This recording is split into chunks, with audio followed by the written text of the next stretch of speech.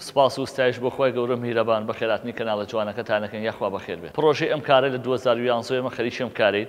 لە 2016 وازمان لێنا بە حکمی باری داراییمان و هەرێمی کوردستانیش تاو نەبوو. لە 2022 دەستمان پێ گرت 3 مانگە بەردەوامی. پلانەکە یەکەم جار بۆ 50 نەفەر بوو. وردە بوو بە 100 نەفەر ڕۆژ بە ڕۆژ فەقیر زیاویە سەرلەخوا بە زیابێ ڕۆژانە حدودی 1000 کەس سودمەند دەبێت لەم خواردنە. ئەم خواردنە داهاتەکەی خەڵکی سەرمایەدار دابینیەکەوە خۆشمان دابینیەکەن سپاس بۆ خۆ.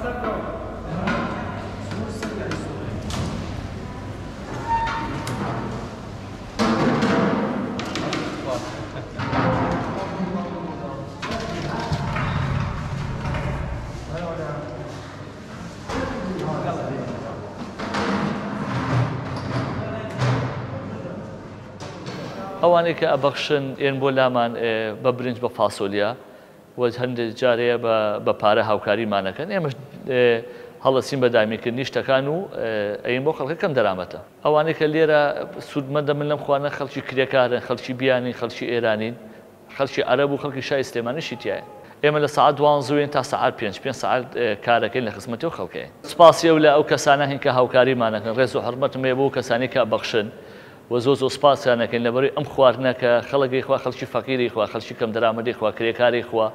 ئایلەی سووری و ئێرانی داماوەی خوا عەرەبی لێقەوماوەی خوا وە کۆمەڵی ئایلەی سلێمانیشی تایە ماڵە نەدەرە پشتی ساموکەرانە ئەوانیشان سودمەندە من لەم خواردنە وێ زۆ سپاسی و لایەنانەیەشکن کە هاوکاریمانەکەن زۆ سپاسانەکەن. سپاس بۆ خوای گەورە میرەبانە میشێمە بۆ خوای گەورەیەکەین چەند ماندووە بین چەند هیلاگە بین لە پێنا خوای گەورەیە لە خزمەتی و خەڵکەیە ماندوو نابین ئیشەڵاش قەر ماندوو نابین پشت بەخوا هەر بەردەوامیشە بین. زۆر سپاسی خێرخوازانەکەین کە زۆر سێکیان بێ ئێمەیە و هاوکاریان گەرن دەستمان و ئێمەش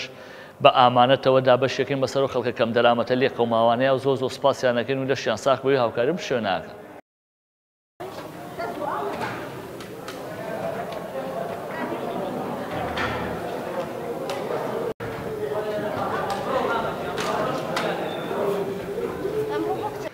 ڕۆژانە برنج و فاسۆلیا بە مریشکەوەی ڕۆژی وای بە گۆشتی ئاژەڵەوەی ڕۆژی واشە بە سادێ بە پێ و توانایی کە بۆمانێت و خۆمان دابینیەکەین ئینشەڵڵا. زۆر سپاسی خەڵکی شاری سلێمانیەکەین کە چین بۆ بازار شتەکرین بۆم شوێنە خێرخوازیە زۆ هاوکاریمانەکەن زۆ احترامان لێگرن ڕێز و تەقدیرمانێ بۆ هەموو لایەکیان زۆر سپاسیانەکەین داوایان لێیەکەین ئاوا بەردەوامن لە پێنا خوایە ببەخشن. کرێکاری وایە هاتۆ بۆ لاماونتێتی ئەمڕۆ ئیشم نەکردووە چاوەڕێ ئەوم کردووە کە ئێوە شوێنەکەتان بکەنەوە و ژەمە خواردنێکی تیا بخۆم لەبەرەوەی جاری وایە گەر ئیشیشکە 15 زای دەسەکەوێ ناتوانم چێ 5,000 با بە شتە و برنجێک بە مریشکەوە یان بە گۆشتەوە بۆ ئێمە زۆر دڵخۆشین کە خزمەتیم خەڵکاکەین ئیشەڵا بەردەوامیشە بین.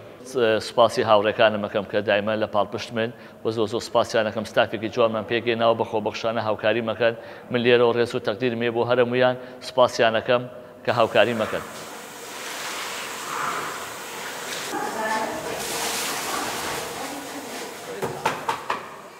ومخلصة 4:30؟ لا 5. يلا خليه يشوف. روجانا زيادة 50 من ألمان بوي روجانا. من ألا مكتب عربي داماون ليقوماون سوري إلا مكتبك طاوم يكسر بجانتاكين بوي نانا خون نرونو. يعني هي كومالي من عليه داماون ليقوماوا لدرو إيشا كان مالي أندورين نانا خون ليرو شو مالو جاري واي سفريش بو دايكو باش أنا بنو. زور بيان بسط لي نان ليرو خون بو دایک و باوکیان نانەبەنەوە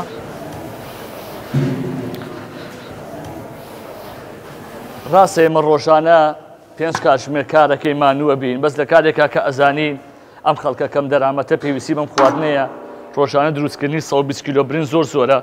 بەس کە سێرەکەین مناڵی هەتی و خەڵکی کەم دەرامەت سودمەند دەبێت لەم خواردنە زۆر دڵخۆشین و ئیشەڵڵا خوای گەورە ڕزقی هەموو لایە بە مانوبوونەتەکەمان ئێواران ئەڕوات سوپاس بۆ خوا جاری وایە کۆمەڵێ شت کاریگەری هەیە لەسەرمان زۆرمان پێ ناخۆشە کە ئەوەیە لە کاتی دابەشکردنی خواردنا خواردن نامێنێ خەڵکیی زۆر لە سەراگرە چونکە ئێمە دەسەڵاتەکەمان ئەوە نییە هەرچی فەقیرە تێدیکەین توانای ئێمە هەر ئەمەنەیە 120 کیلۆ برنجە لێنین بۆیە کۆمەڵێ چیرۆکەیە زۆر کاریگەری هەیە ئەگریەڵێ وەڵی هاتووم لە شوێنێکی دوورەوە چۆن بڕۆمە بێ خواردن مەجبورین هەڵسین بە دامێکردنی کۆکردنەوەی پارە بۆیان و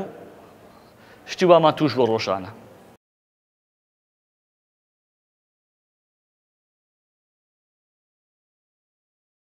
والله دائما دعای خێر بۆ حاجی کامران و ئەوانەی لای ئیشەکەن دعای خێر بۆیانەکەی من زیاد لە 1200 کەس زیاتر نان لایەخوا بەخوا هەیە لە لێویشی نییە تێت نانەخوا لە لای چ عەرەب بێ چ کورد بێ چ سووری بێ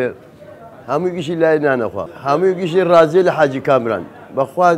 دڵی سەخیە بەخوا دەستی بادە بەخوا دعای خێر بۆ خۆی و ئەوانەی لە لای ئیشەکەن دائما دعای خێر بۆیانەکەی من هەموویشی لە حاجی کامران ڕازیە بەخوا زیاد لە 1200 1300 1100 نان لای نانەخوا بەخوا هەیە لە هیچی نییە بەخوا من دوعای خێر بۆ حاجی کامران بۆ ئەوەی لە لای ئیشەکان دوعای خێر بۆ یەکەم داوا لە خێرخوازانەکەم هاوکاری حاجی کامران بکە ئەویش هاوکاری خەڵکەکە بەخوا حاجی کامران خەڵکیشی لێ ڕازیە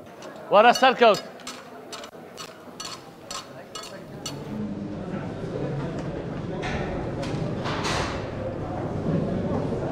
يا أهلا وسهلا حجية يا أهلا وسهلا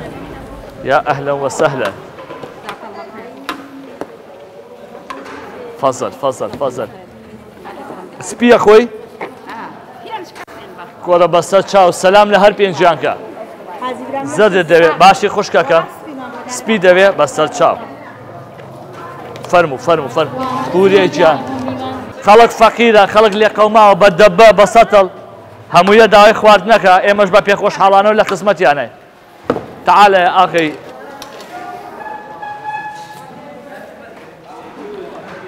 ڕۆژانە کۆمەڵی عایلی فەقیر کەم دەرامەدی سەدانمانەکە ماڵەنە دەور پشتی ساموکەرانە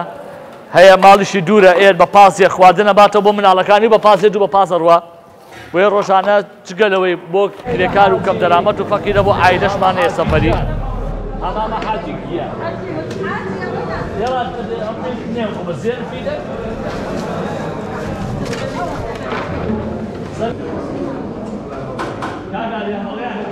سپاسی حاجی ئەەکەم زۆر زۆر داوا لە سەرمادارە کەم و بێبەهانامە و شوێنم نیە لەسەر جادەکانەکەوم خەڵکە زانێ ئێواران لای سینەماکان تا بەیانی ئەمێنمەوە خەڵکی خێرخواز داوا لە خەڵکی خێرخوازەکەم شوێنم نییە بۆ خەڵکن داوا لە خێرخوازەکەم شوێنێکم بۆ دابێت بکە سپاسی حاجیش ئەەکەم کە ئێواران لێرە نان ئەخۆم ماڵی ئاوا بێ ئەخوا زۆر زۆر سپاسەکەم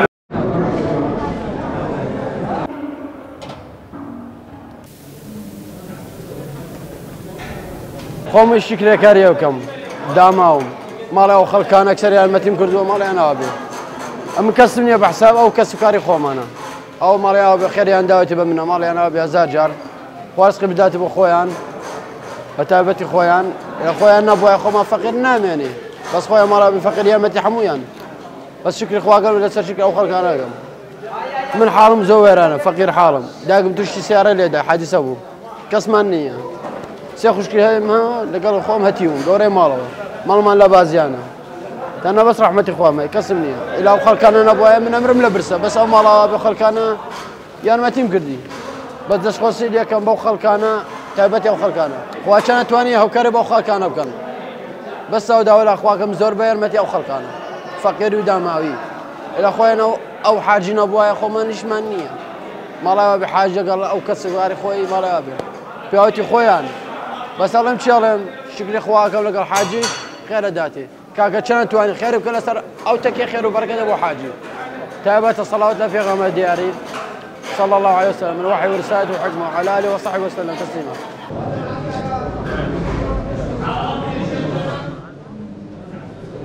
سپاس و ستایش بۆ خوای گەورە میهرەبان کە ئێمێ کرد بە خزمەتکارێم خەڵکە کەم دەرامەتە فەرق و جیاوازی لای ئێمە نییە، نە عەرەب نە کورد نە ئێرانی نە هەر کەسێ بێ گرنگەوەیە ئێمە ئەبەخشین بۆ خەڵکە کەم دەرامەتە. سپاس بۆ خواستە چاوەکانم بەخێر بێت. لە کۆتاییە زۆر سپاسی خێرخوازان ئەکەین، زۆر سپاسی ئەوان ناکەین کە ئەبەخشن ماڵ بەبەخشین کەم نابێ، بۆیە داوا لە خێرخوازان و سەرمایەدارانەکەین بەردەوام بن، هاوکاریم شوێنەکەن بۆ ئێمەش بەردەوام خزمەتی و خەڵکەکەین.